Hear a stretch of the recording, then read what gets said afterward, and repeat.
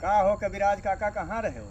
ओ भैया, यह जौन है कुछ काम रहा, यही तोरे बजरिया हलाहल देवरिया का गयन रहा। हलाहल देवरिया कहत हो कि कल अलावल देवरिया हुए? वह अच्छा, वो का हलावल देवरिया अलावल देवरिया गयन रहा भैया। कुछ काम रहा बाजारू खर्चा वर्चा खातिर। हाँ। अब ऐसे जैसे गयन तो ऐसे जौन चौराहा से रस्तवा नहीं घूमा है, हाँ। वही रस्तवा गयन छुछुआतगंज हुए भैया।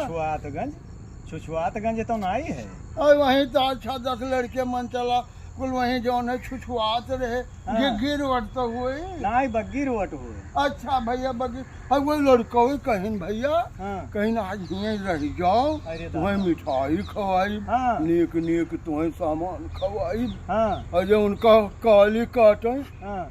हम बताओ हमें। पीछे पड़ गए। हाँ पीछे पर कोनो मेरी जान बचाए का न अरे भैया। दादा, आए?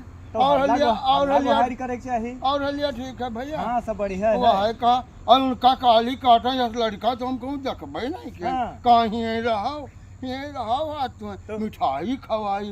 अब तुम्हें कुल कुल लाई देबे कहीं।